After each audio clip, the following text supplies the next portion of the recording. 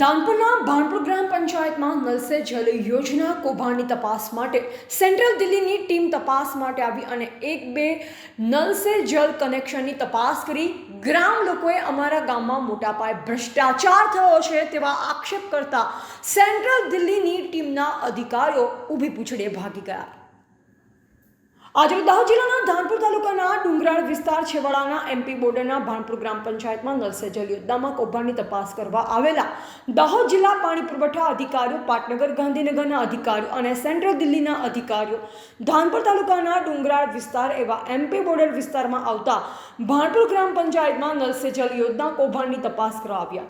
તેઓ એક બે પાણીની લાઈન નલ સે જલ યોજનાની ચેક કરી ગ્રામ લોકોએ નલ સે જલ યોજનામાં, મનરેગા યોજનામાં, નાણાં પંચ યોજનામાં, એટીવીટી યોજનાના કામોમાં મોટા પાયે ભ્રષ્ટાચાર અને કૌભાંડ થયું છે અને હાલ 33 લાખના કૌભાંડમાં મંત્રી બચુ ખાબડના પુત્ર બળવંત ખાબડની ધરપકડ થયેલ છે।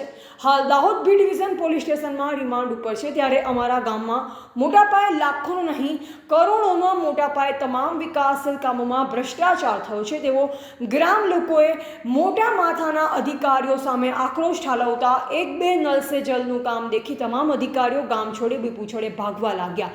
શું ગામની અંદર મોટા પાયે ભ્રષ્ટાચારનો ઉજાગર થશે કે નહીં, કે પછી મિલીભગતના અધિકારીઓ અને કોન્ટ્રાક્ટરોના મેળાપીપણાથી ગરીબ આદિવાસી પરિવારોને મળતી સુવિધાનો લાભ મળત્યા અને કૌભાંડિયા ચાવ કરી જશે કે શું, તેઓ ગ્રામ લોકોએ મીડિયા સમક્ષ જણાવ્યું।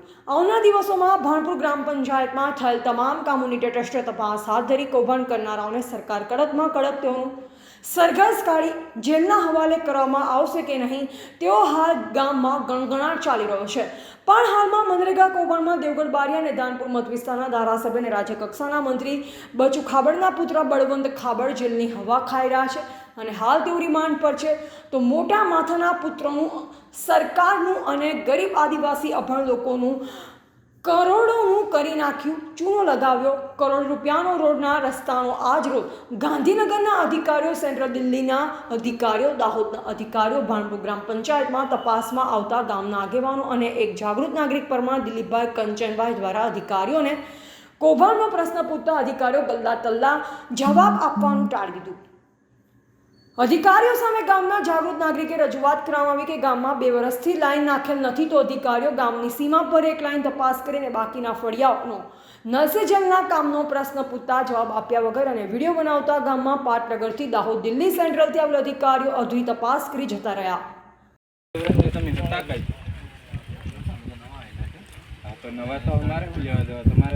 પૂર્ણ કામનો તમારી ખાન રિપોર્ટ તો છે ને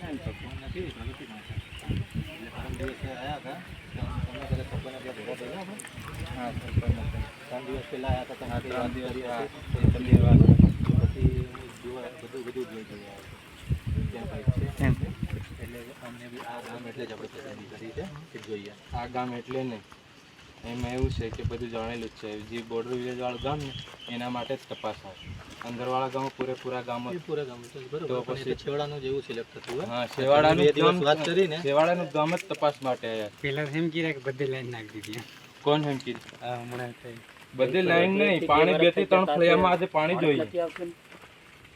બરાબર, ટીમ છે, ટીમને સાથ સહકાર તમારે રાખવાનું થાય। ના રે હમણાં કહ્યું તમે 2 વર્ષથી તો સાથ સહકાર નહીં લીધો ને આજે હું સાથ સહકારની આજે હું જરૂર છે? હવે વરસાદનો સમય થઈ ગયો ને હવે પાણીની જરૂર નહીં મળે, હવે પાણી લઈને આવી પછી તો જોઈશે ને આવતા ઉનાળો નહીં આવશે પાછો। જે ઉનાળા ગયા તમે એમાં દેશી બી પેલી બધું ખોદરી જ નહીં મેતા ભાઈ બી પેલા જે ફળિયો ખરો ને આખો બાકી ફળિયો જે ભદ્ર ફળિયા ખરો ને ત્યાં આગળ તો હજી જેસીબી નું ત્યાં ટાયર જ નથી ગયેલું। અહીંયા બાજુમાં બરાબર તમે વાત કરો છો આખા ગામમાં પાણી ચાલુ થઈ ગયું? ના એવી તો કોઈ કરતા નથી। તો તમે કહો કે 2 થી 3 ફળિયામાં ઘરે નળો તપાસ કરો, તમે એક ખાડાની અંદર તમે તપાસ કરે પેલા મારા ફળિયામાં જ કરો, સારું કરશું તમારી ટીમમાં બરાબર। જય આદિવાસી।